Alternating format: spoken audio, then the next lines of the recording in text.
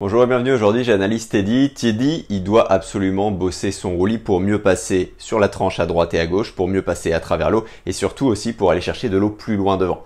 Problème, il manque de mobilité, d'accord, au niveau de la cheville et tout part de la cheville. C'est tout le premier point d'ailleurs de cette analyse, tout le premier point de cette vidéo que je te livre tout de suite. Yes, salut Teddy. Eh ben écoute, le bon point c'est que t'es relativement indéformable, hein, franchement, ton bassin, en tout cas de la tête au bassin, ça passe bien. Le deuxième bon point c'est que t'inspires assez vite, t'as les bras qui sont en contrôle devant, tu vois, ça tombe pas. Même quand t'inspires, ça se maintient devant, donc ça c'est cool. Par contre, il y a d'autres choses à faire au niveau projectile qui vont être intéressantes, notamment au niveau des jambes. Donc premier point, ouais, corps projectile au niveau des jambes, tu vois là ça se balade un peu à droite et à gauche, hein, tout simplement. Et l'idée ça va être quoi? Ça va être de te servir des jambes, des pieds surtout, pour faire quoi? Pour prendre appui sur l'eau, tu vois, pour appuyer sur l'eau et pour tourner plus facilement. Ça va être le deuxième point, hein, de toute façon, tout va en fait s'imbriquer au fur et à mesure pour tourner beaucoup plus facilement sur la tranche et du coup avoir le temps d'aller chercher loin devant, glisser surtout et prendre de l'eau pour encore plus loin devant et pouvoir la pousser plus loin derrière, qui va être aussi sur le deuxième point, qui va être vraiment sur l'amplitude de nage. Donc pour les chevilles, on va se focus sur quoi? Sur bien tendre les pointes de pied, ça va se travailler sur les glissés, mais ça va aussi se travailler sur la mobilité en dehors de l'eau. Tu vois, tout simplement t'asseoir sur tes talons, ou en partie, en tout cas travailler là-dessus, hein, je t'enverrai l'exercice directement. Le deuxième point sur les jambes, parce que je t'ai parlé des jambes, hein, sur ce corps projectile, ça va être de chercher, tu vois, à pas les avoir, à pas les laisser écarter, hein, comme ça, parce que là on est en mode étoile de mer anti-roulis, on va être en mode vraiment resserrer les jambes, resserrer les pieds, de manière à ce que en fait tes pointes de pied se touchent à chaque fois que ça se croise, tout simplement, c'est un super repère ça, et ça permet de valider que t'es bien resserré, tu vois, sur le côté, hein. Être projectile, c'est quoi? C'est être le plus grandi possible, peu importe sa taille, mais en tout cas, on se grandit le plus possible pour Archimède, pour que on soit totalement à l'horizontale, ou très bien à l'horizontale, en tout cas. Plus on est grandi, plus on a de points de poussée d'Archimède, hein, tout simplement. Et le fait d'être resserré, tout simplement, par ici, sur les jambes, sur les pieds, et ça fait que l'eau, elle s'écoule beaucoup plus facilement sur ton corps, et que tu peux prendre appui sur l'eau, comme je disais avec tes pieds, le fait d'avoir les points de pied tendus, rentrer vers l'intérieur.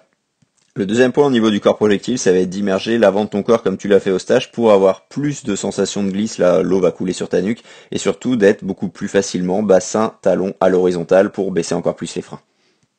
Donc ça, prendre appui sur tes pieds, ça va t'aider à avoir un meilleur roulis, comme je te disais, l'idée c'est d'aller chercher loin devant et de pousser loin derrière. Parce que là tu vois, là tu respires, donc ça va chercher peut-être un peu plus loin, mais là regarde ce qui se passe.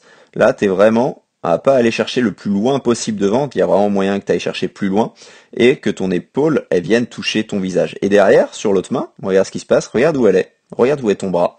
Tu vois, il est carrément en fait à passer sur le côté, à faire un C, hein. Regarde, là si je reviens, qu'est-ce qui se passe ici? Là t'es là, et là, ça s'écarte, donc limite pas de souci, hein, parce que tu essayes de catcher, c'est tout à fait normal que sur le catch ça s'écarte. Par contre après ça reste là. Ça reste là, t'as pas de force. En tout cas t'as moins de force, hein, que si t'étais là vraiment, si le crawl s'est rampé, c'est passé au-dessus de son appui, donc la main devrait passer à la verticale de ton épaule à ce moment-là.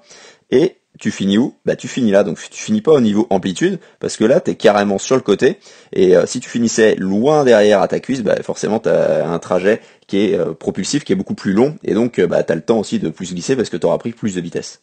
Donc les deux sont liés, hein, le roulis en avant, le roulis en arrière, les deux vont t'aider, et puis les pieds, hein, forcément vont t'aider à basculer plus facilement et à avoir le temps, plus de temps.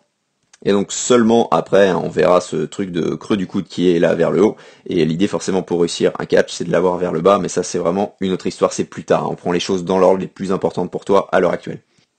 Donc toujours sur ce roulis avant-arrière, prends garde aussi quand tu vas inspirer, parce que regarde ce qui se passe, là tu tournes la tête, c'est pas gênant, par contre tu es déjà en train d'inspirer, tu vois, alors que t'as pas fini ta poussée, et on souffle sur un temps moteur, d'accord, donc jusqu'à ce que ta main ait touché la cuisse, et tu inspires à ce moment-là, en fait, quand tu as fini de souffler, quand tu as fini de pousser, main à la cuisse, là l'inspiration commence, donc la tête se dégage, et tu inspires au début du rotorien, d'accord, on souffle, tête dans l'eau avec le bras qui propulse, on inspire tête hors de l'eau avec le début du rotorien du bras.